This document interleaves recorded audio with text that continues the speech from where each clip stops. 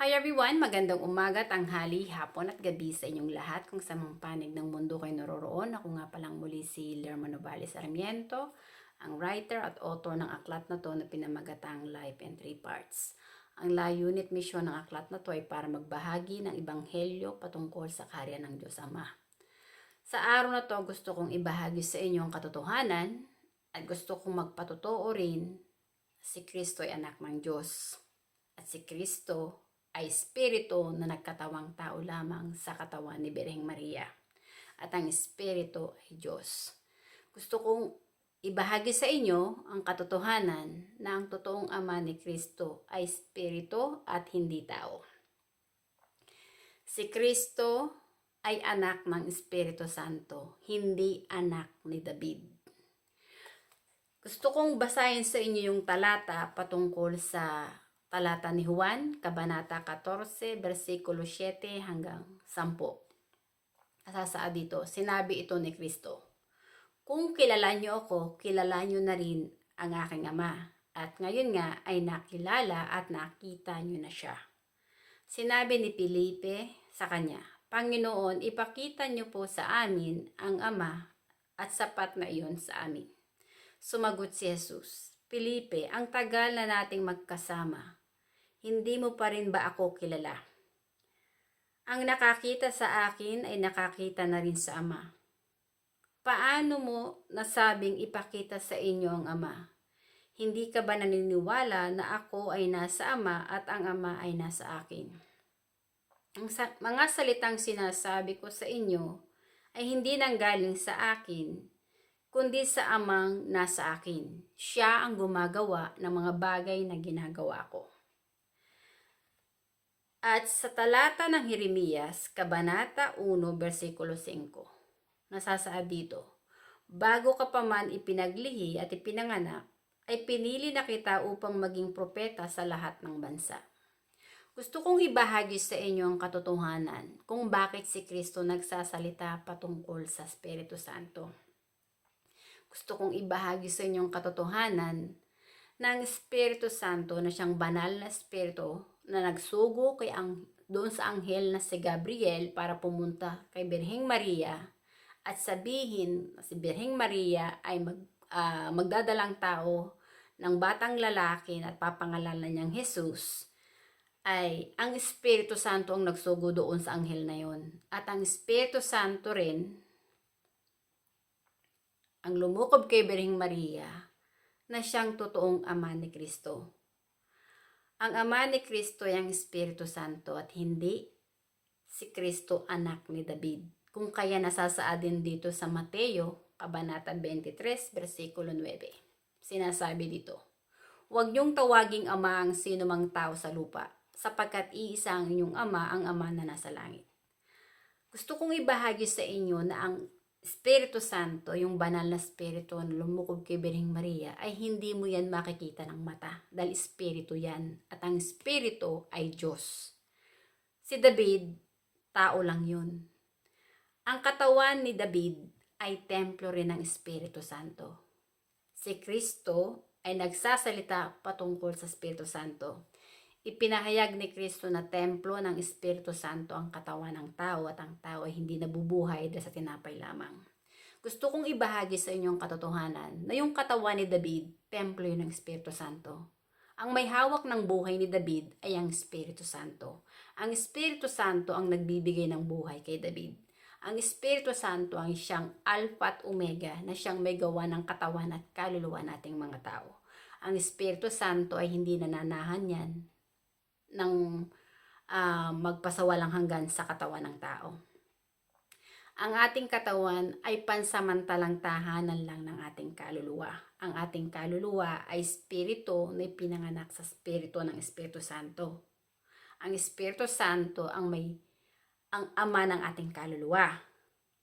Kung naging kaisa tayo ni Kristo na nagpupuri, sumasampalataya at umiibig sa Espiritu Santo, na kinikilala ng Espiritu Santo na sa ating katawan na parati nating kasama ang ating totoong amang espiritual at Diyos na siyang nagbibigay ng buhay sa ating mga tao kung kaya tayo ay nabubuhay at umiiral dito sa mundo. Ang katotohanan, ang Espiritu Santo ang siyang buhay, liwanag, at katotohanan na siyang pinagmula ni Kristo. Kung kaya si Kristo ay nagsasalita patungkol sa Espiritu Santo. Sinabi ni Kristo na templo ng Espiritu Santo ang katawan ng tao at tayong mga tao ay hindi nabubuhay para sa sarili lamang o dahil sa tinapay lamang. Honestly, templo ng Espiritu Santo ang katawan ni Kristo.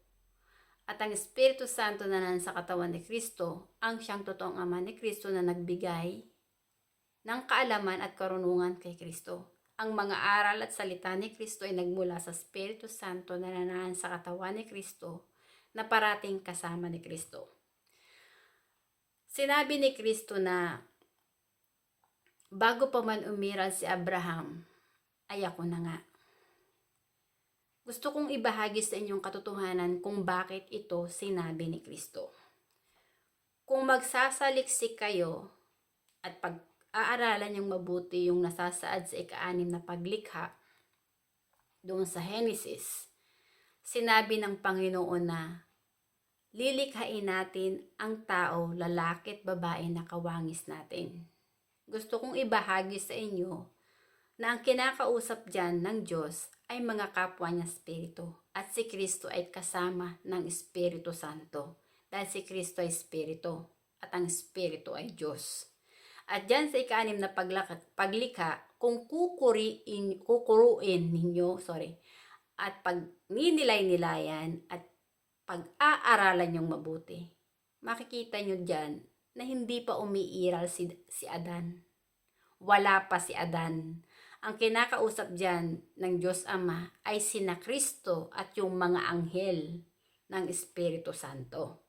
Ang nagsugo doon sa anghel na si Gabriel para pumunta kay Birheng Maria ay ang Espiritu Santo. Ang Espiritu Santo na lumukob kay Birheng Maria ay ang totoong ama ni Kristo. Kung kaya si Kristo ay nagsasalita patungkol sa Espiritu Santo. Honestly, si David, hindi talaga ama ni Kristo si David. Dahil si David, tao lang yun. Hindi si David ang nagbibigay ng buhay kay Kristo. Hindi si David ang parating kasama ni Kristo, kundi mismo ang Espiritu Santo na nananahan sa katawan ni Kristo. Kaya si Kristo ay nagsasalita patungkol sa Espiritu Santo at sinabi ni Kristo na ang kasalanan na walang kapatawaran ay kapag nilapastangan ng Espiritu Santo at hindi lahat ng tumatawag sa Diyos ay maliligtas. Gusto kong ibahagi sa inyong katotohanan na ang nagpapako at nagpapatay kay Kristo sa krus ay saling lahi ni Abraham. Dahil hindi matanggap ng saling lahi ni Abraham yung mga sinabi ni Kristo na bago pa man ipinanganak si Abraham ay ako na nga. Ibig sabihin ni Kristo na bago pa man umiral si Abraham ay nauna pang umiral si Kristo. At saka nung araw ng Sabat, kasi si Kristo hindi niya sinunod yung pamamalakad sa kautusan at mga aral ni Moises. Kasi kina Moises, sa araw ng pangilin, hindi ka dapat pwedeng magtrabaho. Pero si Kristo, nung araw ng pangilin, nung araw ng Sabat, nagpagaling siya. At yung mga pare, kino-question din niya ni Kristo. Bakit sa araw ng Sabat, ang mga pare ay nangangaral? Trabaho yun kung tutuusin. Pero bakit hindi kasalanan yun para sa kanila doon sa mga kasamahan ni na Moises? So, inire-reveal ni Kristo na ang Sabat, hindi yun nakahihigit kay Kristo. Si Kristo, ang hari ng Sabat. Mas mataas siya sa Sabat. Kaya si Kristo nagpagaling nung araw ng Sabat.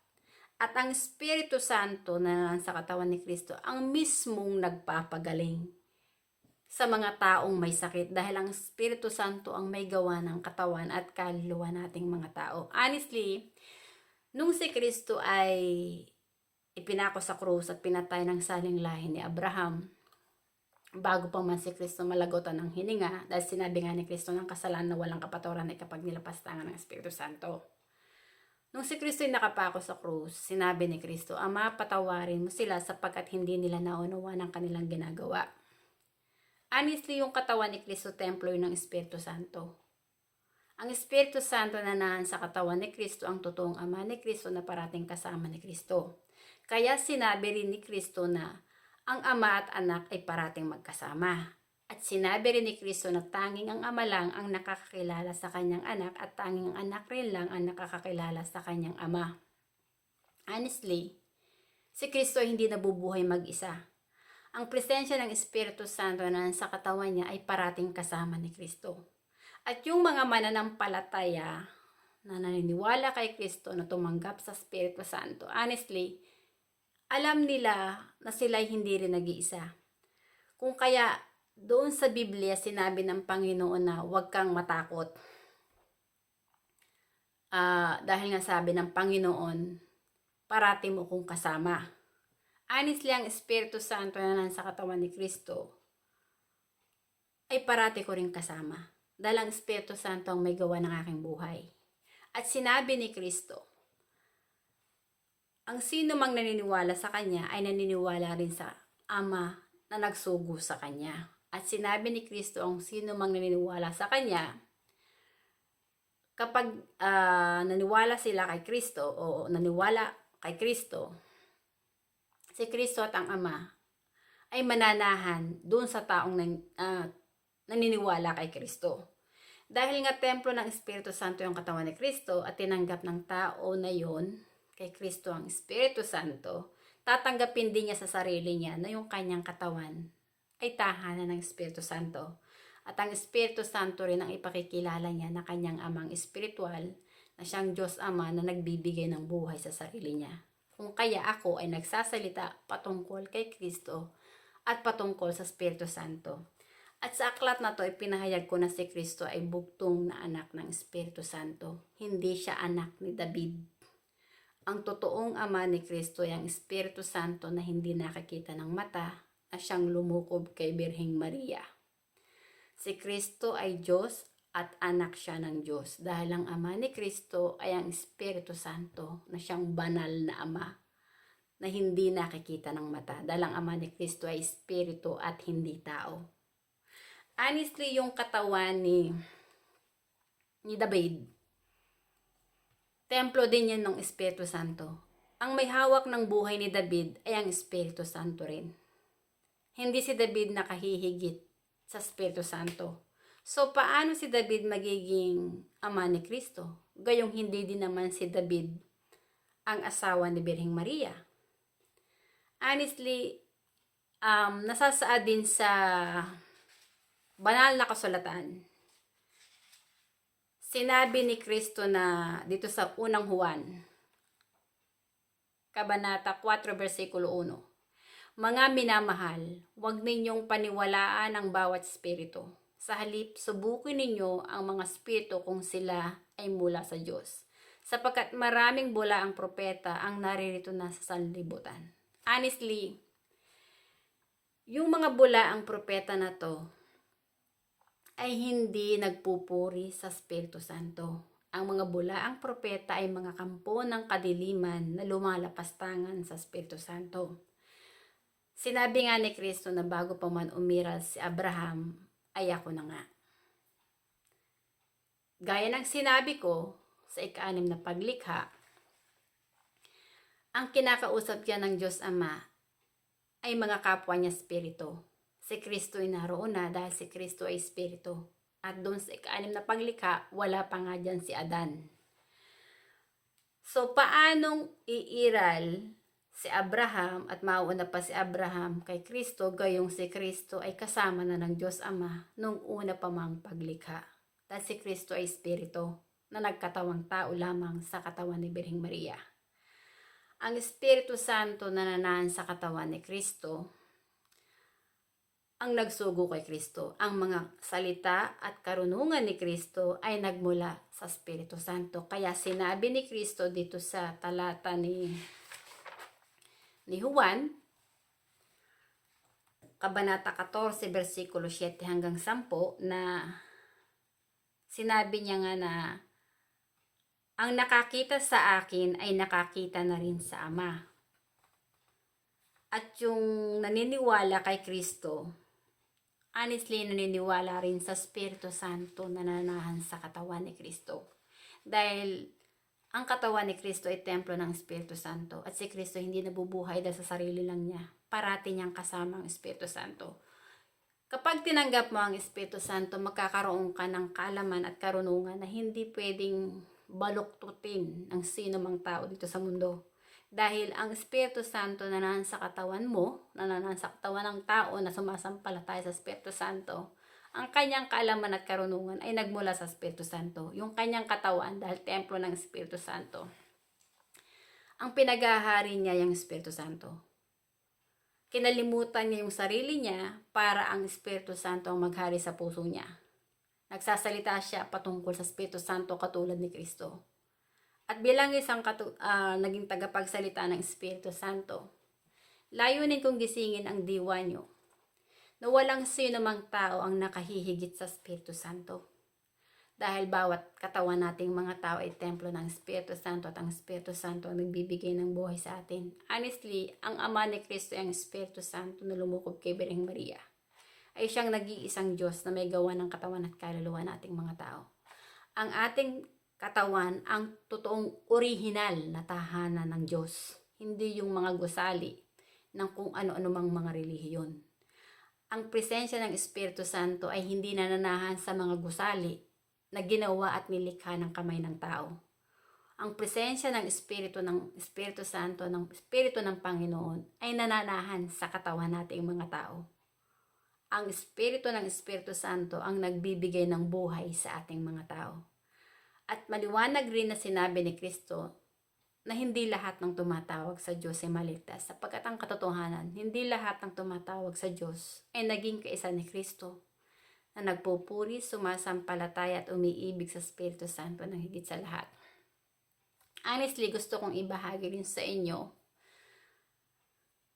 yung mga naging gawa ni Abraham kung bakit sinabi ni Kristo na ang sinungaling ay anak ng demonyo. Gusto kong ibahagi sa inyo na si Abraham ay sinusunod din niyang tinig dati. At sa panahon ni Abraham, nagkaroon ng taggutom sa kanilang lugar. So, yung espiritu na nagsasabi kay Abraham na umalis sa lugar nila at pumunta nga doon sa Egypt para doon siya kumuha ng mga ikabubuhay. Kasi nga, masagana ang Ehipto nung panahon na yon. So, itong si Abraham, asawa niya si Sarah. Dahil maganda si Sarah, pinag-isipan ni Abraham na baka siya ipatayin ni Parowa. So, sinabi ni Abraham kay Sarah na huwag sabihin yung katotohanan na siya ay asawa kundi kapatid para yung buhay ni Abraham ay maligtas. Dahil sa tingin ni Abraham, baka patayin siya at agawin sa kanya ni Parowa si Sarah. Dahil nga, kung sasabihin niya ang katotohanan na si Sarah ay asawa niya. Pero sa ginawa nilang panlilinlang kay Parowa, nagkasala si Parowa dahil hindi naman niya talaga totoong alam na si Sarah ay asawa ni Abraham. So, nakipag-isang katawan si Parowa kay Sarah. At ang pakikipag-isang katawan sa hindi mo asawa ay pangangalunya at pakikiapid at wala yang kapatawaran sa Espiritu Santo dahil binababoy mo yung sagradong tahanan ng Espiritu Santo dahil sa tawag ng laman at kamunduhan. Kaya yung pakikiapid at pangangalunya ay walang kapatawaran sa Espiritu Santo. So, dahil nga nalinlang ni Sarah at Abraham si Parowa, nagkaroon ng parang pinarusahan sina Parowa. Tapos nalaman ni Parowa yung katotohanan na niloko siya ni Abraham. Kaya kinumpronta ni Parowa si Abraham at sinabi, bakit hindi mo sinabi sa akin ang katotohanan na yung si Sarah ay asawa ni Abraham at hindi niya sinabi ang katotohanan na si Sarah ay hindi naman talaga kapatid ni Abraham kundi asawa nga. Kung kaya itong si Paroa ay nagkasala sa Panginoon. Sa ginawa ni Abraham at ni Sarah, nililang nila si Paroa para magkasala. Nalapastanganin ng Espiritu Santo. Honestly, yung puso ni Abraham at saka ni Sarah ay sinungaling. At sinabi ni Kristo na ang sinungaling ay anak ng demonyo.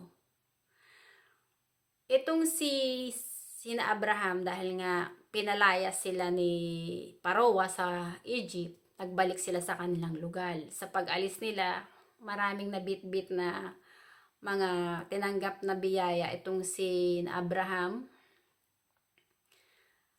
Nung sila nasa Egypt pa na hindi pa nalalaman ni Paroa yung katotohanan.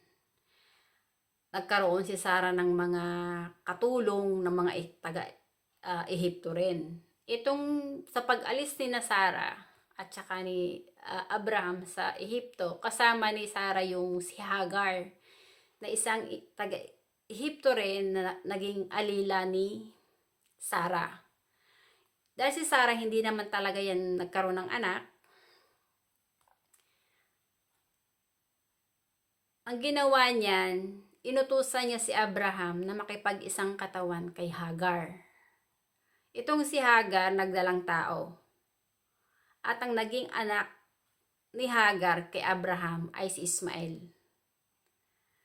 Nakiapid si Abraham kay Hagar na isang taga-Ehipto. Kung babasahin mo ang Biblia at maunawaan mo na ang mga gawa ni Abraham ay hindi lang puno ng kasinungalingan, puno ng panlilang, kundi nilalapastangan niya ang Espiritu Santo dahil binababoy ni Abraham ang sagradong tahanan ng Diyos, sagradong tahanan ng Espiritu Santo. Honestly, sinabi ni Kristo nga na bago pa man umiral si Abraham, ay ako na nga. Na siyang ikinagalit ng saling lahi ni Abraham kung kaya balakan ng mga saling lahi ni Abraham na patayin si Kristo. Itong si Judas, dating disipulo yan ni Kristo, Judas Iscariot. Sinabi nga ni Kristo, hindi ka pwede magsilbi sa dalawang Panginoon. May pipiliin at itatangi ka. Hindi ka pwede magsilbi ng sabay sa Diyos at sa pera. Itong si Judas Iscariot, ipinagbenta niya si Kristo sa halagang I think 30 shekels o 30 pilak. Kapalit na si Kristo ay parusahan nga. Dahil itong si Paroa, si Judas, akala nga niya hindi man papatayin si Kristo totally, parang paparusahan lang. Honestly, ang naging sinabi ni Kristo nga doon kay Judas, mas mabuti pa na si Judas ay yung naglagay ng ano sa leeg niya na itinapon niya ang sarili niya sa dagat kaysa sa siya pinanganak dito sa mundo. Kasi nga nilapastangan ni Judas ang Espiritu Santo na nananahan sa katawan ni Kristo. Dahil yung katawan ni Kristo, templo yun ng Espiritu Santo. At walang sino mang tao na makapanlilin lang sa Espiritu Santo. Si Kristo hindi nabubuhay para sa sarili lang niya. Kung kaya sinabi ni Kristo na ang tao hindi nabubuhay dahil sa tinapay lamang. Parating kasama ni Kristo ang Espiritu Santo. Honestly, yung nagpapatay kay Kristo sa krus ay saling lahi ni Abraham at tagasunod ni Moises. Dahil hindi rin naman nagustuhan ng mga tagasunod ni Moises yung ginawa ni Kristo na si Kristo ay nagpagaling sa araw ng Sabat.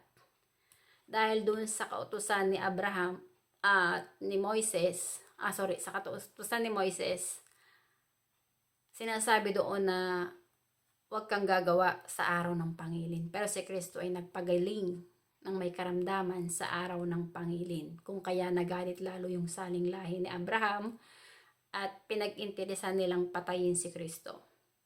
Nung si Kristo ay nakapako sa krus, sinabi ni Kristo sa Diyos Ama, sa Espiritu Santo na nasa kanyang katawan, sinabi niya, Ama, patawarin mo sila sapagkat hindi nila nauunawa ng kanilang ginagawa. Honestly, nasasaad sa banal na kasulatan na ang sino mang sumira sa templo ng Diyos ay wawasakin din ng Diyos. Honestly, yung mga pumatay kay Kristo, hindi naman sila nagsisi at nagbalik loob sa Espiritu Santo. Wala naman sila sa langit kasi ang kanilang kaluluwa ay nasa impyerno. Dahil hindi sila pinatawad ng Espiritu Santo at hindi rin sila kinilala ng Espiritu Santo na anak ng Diyos. Dahil pinatay nila yung bugtong na anak ng Espiritu Santo na siyang sinugo ng Espiritu Santo. Si Kristo ay anak ng Espiritu Santo. Hindi siya anak ni David, na siyang ipinahayag sa akin ng Espiritu Santo na nananahan sa katawan ko. Honestly, ang tumawag sa akin para gawin ang aklat na ito ay ang Espiritu Santo rin. Ang Espiritu Santo rin ang nagbigay ng kaalaman at karunungan sa akin para gawin ang aklat na to. At ang aklat na to ay kalat na sa iba't ibang panig ng mundo. At tayong mga tao, kailangan nating maging kaisa ni Kristo na magpuri, sumampalataya at umibig sa Espiritu Santo ng higit sa lahat para tayo ay maging kaisa ni Kristo na maging anak ng Espiritu Santo sa Espiritu. Para yung ating kaluluwa ay ipanganak muli sa Espiritu at maging kapatid ni Kristo sa Espiritu. Honestly, ang Espiritu Santo ang magpapabanal sa ating kaluluwa at ang Espiritu Santo ang magpapalaya sa atin kung tayo ay tatalikod sa paggawa ng masama at ating iibigin ang Espiritu Santo ng higit sa lahat na panatilihin nating sagradong tahanan ng Espiritu Santo ang ating katawan dahil ang ating katawan ay hindi natin pag-aari. Pag-aari yan ng Espiritu Santo. Tayong mga tao, wala tayong kakayahan na gumawa ng sarili nating katawan at kaluluwa. Ang ating buhay ay hiram lang natin sa Espiritu Santo. Ang Espiritu Santo ang Alpha at Omega na siyang nananahan sa ating katawan, ang siyang nagbibigay ng buhay sa atin. Ang Espiritu Santo na nananahan sa katawan ni Kristo ay siyang iisang Espiritu na nananahan sa bawat katawan ng tao. At ang Espiritu Santo lang ang nag-iisang banal na Espiritu, banal na Ama at Diyos na dapat nating kilalanin, purihin at sambahin ng higit sa lahat para ang ating kaluluwa ay ligtas na huwag mapunta sa impyerno. Sinabi ni Kristo na hindi lahat ng tumatawag sa Diyos ay maligtas dahil ang katotohanan, walang taong makapanlilin lang sa Espiritu Santo. Alam ng Espiritu Santo kung anong ginawa mo dito sa mundo. Kung ikaw ay nakiapid, kung ikaw ay nangagaw ng asawa ng may asawa, alam ng Espiritu Santo kung may pinatay ka, alam ng Espiritu Santo kung ginawan mo ng masasamang istorya yung buhay ng kapwa mo, nag-gossip ka ng buhay ng may buhay para sirain yung kapwa mo, na puno naman ng kasinungalingan yung sinabi mo. Alam mo yung mga tao na gumagawa ng mga istorya na puno ng kasinungalingan, walang katotohanan para wasakin yung buhay ng kanilang kapwa. Hindi nila naunawaan ang katotohanan na yung una nilang winawalang hiya ay hindi naman yung kanilang kapwa na kanilang sinisiraan, kundi yung Espiritu Santo na nananahan din sa katawan ng kanilang kapwa.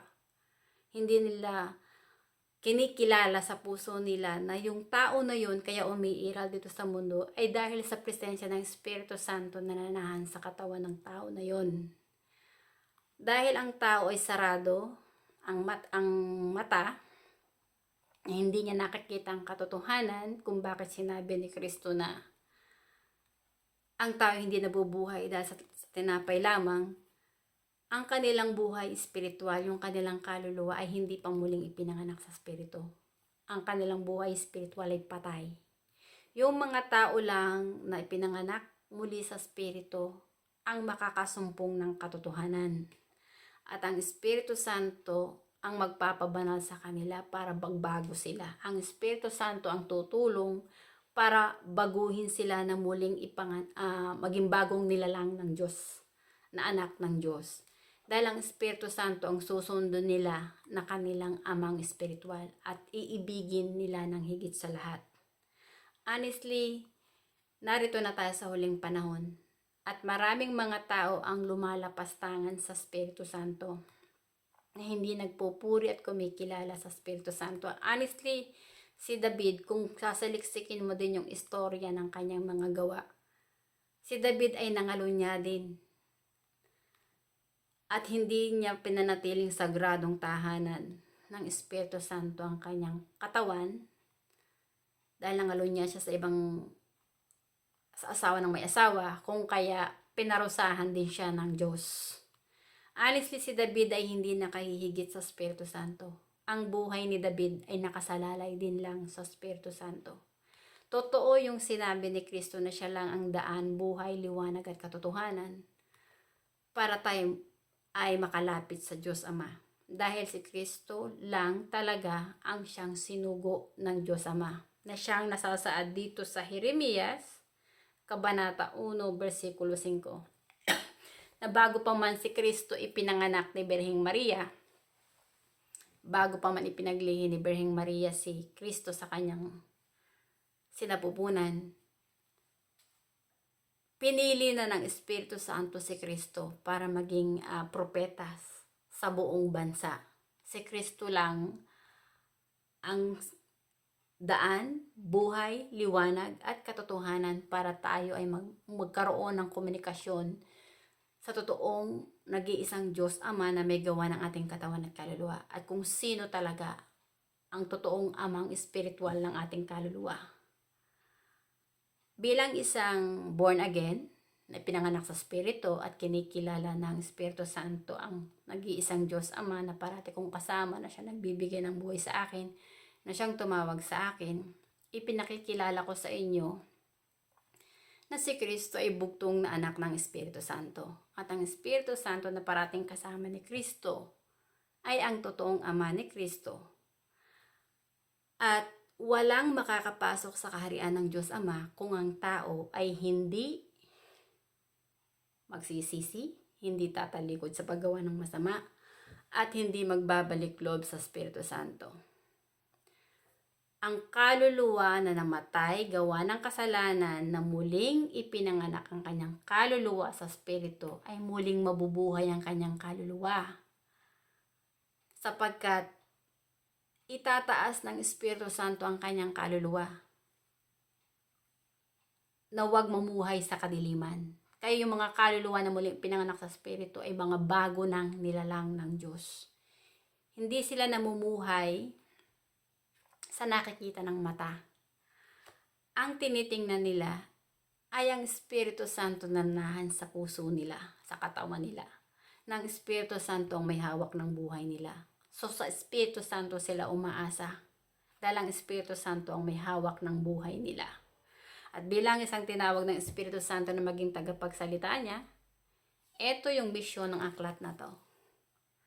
Ang ipahayag sa buong mundo na si Kristo ay anak ng Espiritu Santo.